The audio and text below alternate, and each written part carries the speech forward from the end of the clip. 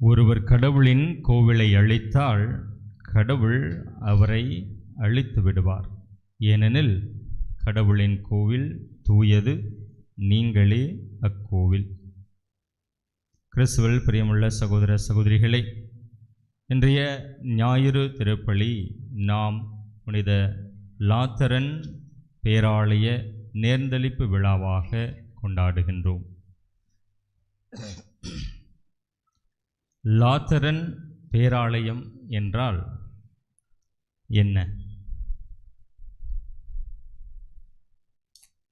நாம் கொண்டுள்ள வழிபாட்டு முறை என்ன?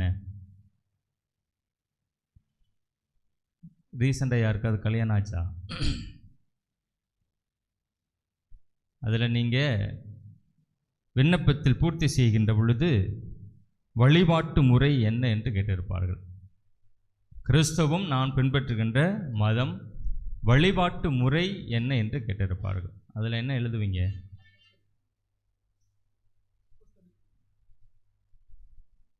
லத்தீன் முறை. லத்தீன் முறை என்று நாம் அதில் எழுதச் சொல்லுவோம், பொண்ணையும் மாப்பிள்ளையும். இந்த லத்தீன் முறை உருவான விதம் எவ்வாறு என்று பார்க்கின்ற பொழுது, தொடக்க காலத்திலிருந்து திரு அவை என்பது ஒன்றாக இருந்தது. ஆரம்ப காலத்திலே அந்த திரு அவைக்கு ஏற்பட்ட பல இன்னல்கள் திரு அவையை என்று மெருகூற்றி நாம் இன்று காணுகின்ற திரு அவையாக நமக்கு இந்த வரலாறிலே ஒவ்வொரு புனிதர்கள் வழியாக, ஒவ்வொரு பாப்பரசர்கள் வழியாக நாம் இன்று காணுகின்ற திரு அவை மெருகேற்றப்பட்ட திருவையாக இருக்கிறது. லாத்தரன் பேராலயம் என்று சொல்லுகின்ற பொழுது அது போப்பானவரின் அதிகாரம், கடவுளிடமிருந்து பெற்று கொள்ளப்பட்ட புனிதராயப்பர் வழியாக ஆண்டவர் கூறிய வார்த்தை, உன்மீது என் திரு அவையை கட்டுவேன், உன்மீது அதிகாரத்தை தருவேன். என்ன அதிகாரம்? நீ யாரையெல்லாம் கட்டுகிறாயோ அவர்களெல்லாம் பிணைக்கப்படுவார்கள், யாரையெல்லாம் விட்டு விடுகிறாயோ அவர்களெல்லாம் விட்டுவிடப்படுவார்கள் என்று. அந்த அதிகாரத்தை ஒருபோதும் யாரும் மாற்ற முடியாது என்பதை உறுதிப்படுத்தியதுதான் லாத்தரன் பசலிக்கா அல்லது லாத்தரன் முறைப்படி நாம் மேற்கொள்ளுகின்ற வழிபாடு. இதற்கும் ஆண்டவருடைய கோவிலுக்கும் என்ன சம்பந்தம்? இன்று நாம் வாசிக்க கேட்ட அனைத்து வாசகங்களும் கோவிலை பற்றி பேசுகிறது.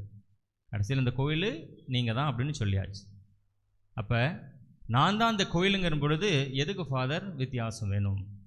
இங்கே கோவில் என்று ஆண்டவர் நம்மை குறிப்பிடுவதற்கு காரணம், நாம் ஒவ்வொருவரும் தான் பல நேரங்களில் திரு அவையை என்ன செய்கிறோம்? பிரிக்கிறோம். உண்மையா இல்லையா? திரு அவையை பிரிப்பது நாம் ஒன்றே. எனவேதான் ஆண்டவர் என்று நீங்கள் திரு அவை என்று நினைத்து கொள்வது உண்மையான திரு அவை அல்ல, மாறாக உங்கள் உள் இருக்கக்கூடிய திரு அவையை நீங்கள் என்ன செய்ய வேண்டும்? தூய்மைப்படுத்த வேண்டும் என்று அழைக்கிறார். உங்கள் வழிபாட்டு இல்லங்களை தூய்மைப்படுத்துங்கள், அதில் அதிக அளவு வணிக வாடை வீசுகிறது என்று சொல்கிறார் ஆண்டவர். வணிகம்னா பிஸ்னஸ். நீங்கள் உங்கள் உள்ளத்தை ஒருபொழுதும் வணிக வாடை வீசுகின்ற ஆலயமாக மாற்றிவிடாதீர்கள் என்று சொல்கிறார். 2 வருஷத்துக்கு முன்னாடி நாங்கள் இருந்த பொழுது பூசை வச்சப்பெல்லாம் இந்த எதுவுமே இல்லை. இப்போ இதெல்லாம் இல்லைன்னா நல்லா இருக்குமா? நல்லா இருக்காது, அப்படித்தானே? ஃபாதர் எவ்வளோ செலவு பண்ணி செஞ்சுருக்கோம், நீங்கள் இதெல்லாம் இல்லைன்னு வேணான்னு சொல்கிறீங்களே, நல்லா இருக்குதுல்லே, நல்லா இருக்கு. அப்போ நான் 2 வருஷத்துக்கு முன்னாடி பார்த்த கோயில் இல்லையா? அதுவும் கோயில் தானே.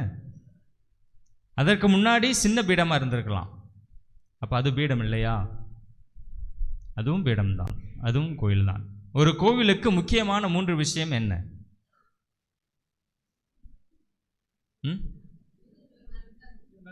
நற்கருணை பேழை, பலிபீடம்,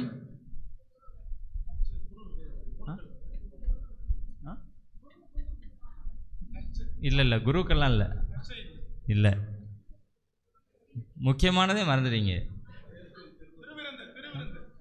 இயேசுவின் திருவுருவச் சிலை, இயேசுவின் திருவுருவம் ரொம்ப முக்கியம். அதுதான் ஃபஸ்ட்டு. நான் மேற்கொள்கின்ற ஒவ்வொரு பலியும் என்னை தூய்மைப்படுத்தியது என்று நினைவுறுத்துவது எது முதல்ல? அதுதான் ஃபர்ஸ்ட். குருசிஃபிக்ஸ் அப்படின்னு சொல்லுவாங்களா ஆங்கிலத்தில். திருச்சிலுவை தான் முதல் தேவை. திருச்சிலுவை இருந்தால் எங்கேயும் பூச வச்சிடலாம். நான் இருந்த மறைபரப்பு பண்ணி நாட்டிலே ஒரு சாதாரண டேபிள், அந்த டேபிள் கூட இருக்காது, 4 அடி உயரம் கூட இருக்காது, தரையில் தான் உட்காந்து, தரையில் உட்கார மாதிரி சின்னதாக ஒரு ஸ்டூல் கொடுப்பாங்க. அதில் எது இருக்குதோ இல்லையா என்ன இருக்கும்? திருச்சிலுவை இருக்கும். பீடத்திற்காக ஏதாவது ஒரு டேபிள் போட்டுக்கலாம், ஒரு பிரச்சனையும் இல்லை. ஆபிரகாம் தேர்ந்து கொண்ட கல்லுகள் எல்லாம் கடவுள் ஆசீர்வதித்த கல் அல்ல. அவர் பலிபீடம் கட்டுகின்ற பொழுது கடவுளை முன்னிட்டு தன் உள்ளம் முழு உள்ளத்தோடு தேர்ந்து கொண்ட ஒவ்வொன்றும் கடவுளுக்கு உரியதாக மாறியது என்று பார்க்கிறோம். எனவே முதல் முறையாக நாம் பலி என்று சொல்லுகின்ற பொழுது, கோவில் என்று சொல்லுகின்ற பொழுது, அங்கே நமக்கு முதலில் ஞாபகம் வர வேண்டியது பாடுபட்ட சிறுவம் மட்டுமே. அதன் பிறகு நாம் ஏற்றுக்கொண்ட அவரது உடலையும் இரத்தத்தையும் என்ன செய்யணும்? பிரிசர்வ் பண்ணுறதுக்காக தான் என்னது? நற்கருணை பேழை. அதை நிறைவேற்ற பலிபீடம் நமக்கு தேவை. இந்த 3 தான் முக்கியமான ஒன்றாக இருக்கிறது. அப்போ நீங்கள் எல்லாம் கோவில் என்று சொல்லுகின்ற பொழுது உங்கள் உள்ளத்தில் இந்த 3 எப்படி வரும்? நீங்கள்லாம் கோயில்னு சொல்லிட்டாரு கடவுள், அப்படி தானே? இந்த 3ம் உங்கள் உள்ளத்தில், உங்கள் உடலிலோ உங்கள் உள்ளத்திலோ எப்படி வரும்? தூய்மையாக இருந்தால் அது சுரூபமா, பீடமா, இல்லை நற்கருணை பேழையா?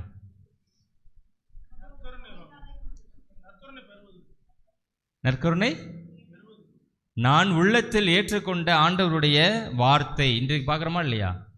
இயேசுவின் வார்த்தையையும் நற்செய்தியையும் அவர்கள் நம்பினார்கள் என்று பார்க்கிறோம். அந்த வார்த்தையின்படி நான் வாழுகின்ற பொழுது என் உள்ள தூய்மையாக இருந்தால் அது என்னவாகும்? நற்கருணை பேழையாக மாறும். நான் பெறுகின்ற நற்கருணை என் உள்ளத்திலே அது பேழையாக நான் கொண்டிருக்கும் பொழுதுதான் தங்கி இருக்கும். அதற்கான ஆசீர்வாதத்தை நான் பெற முடியும். ஓகே, அடுத்து சிலுவை எப்படி வரும்?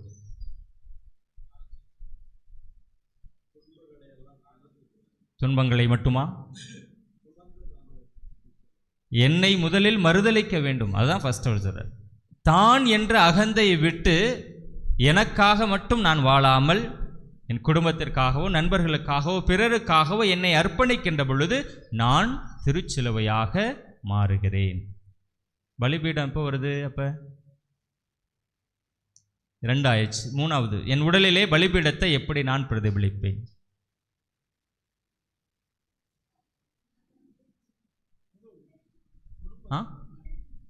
பிறருக்கு தியாகம். நீங்க சொன்ன மாதிரி தன் மறுப்பு என்பது தியாகத்தில் தான் முடிய வேண்டும். என்னை நான் மறுக்கிறேன் என்று சொல்லிவிட்டு என்ன செய்யக்கூடாது?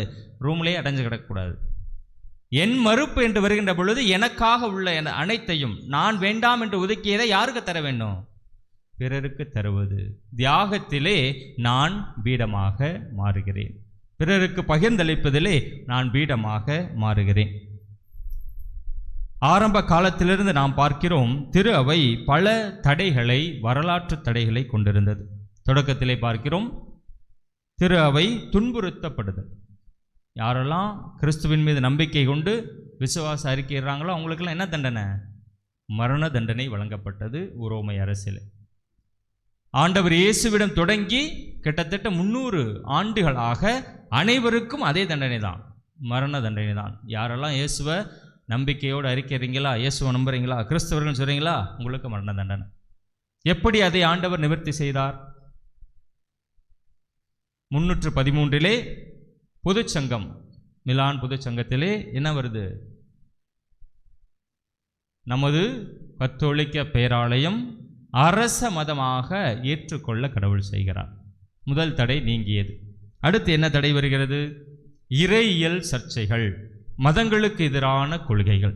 அதில் குறிப்பாக பார்க்கறது இயேசு கிறிஸ்துவினுடைய மனித இயல்பை மறுத்தல் ஒரு குரூப்பு.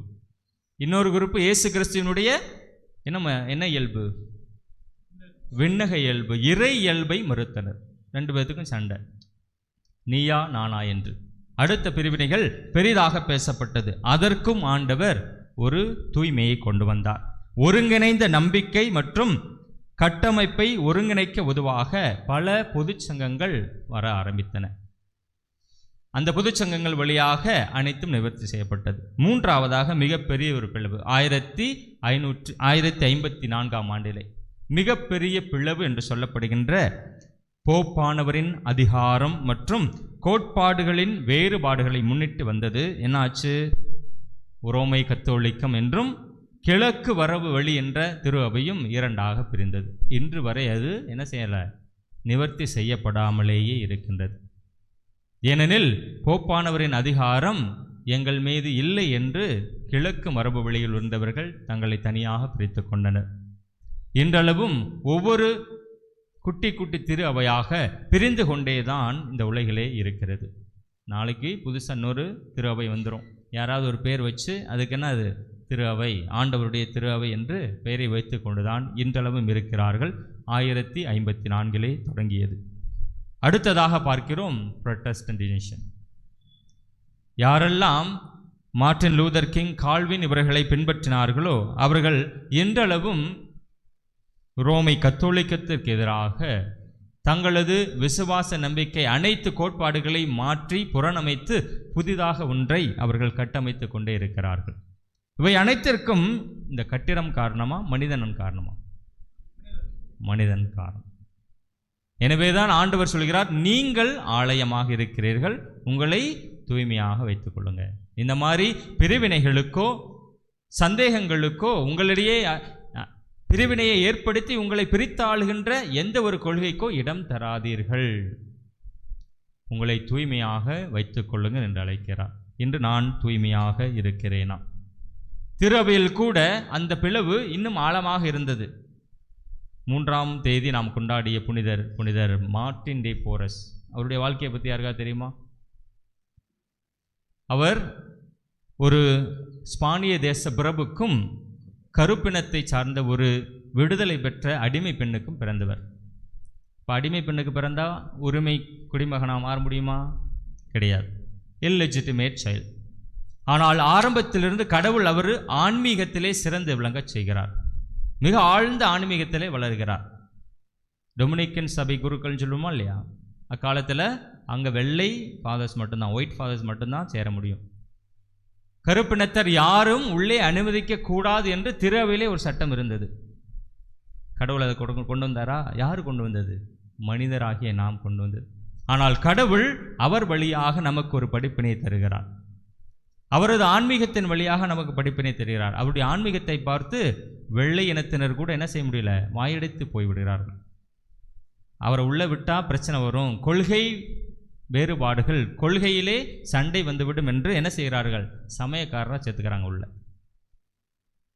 நீ சமைக்க எடுபடி வேலையெல்லாம் செய்ய உள்ள இரு அப்படின்னு சொல்லி கடைசி வரை இறக்கின்ற வரை ஒரு சாதாரண சகோதரராக, பிரதர்னு சொல்லுமா இல்லையா, சகோதரராக இருந்தார். அவரால் குருவாக ஆக முடியவில்லை. காரணம் கொள்கை வேறுபாடு.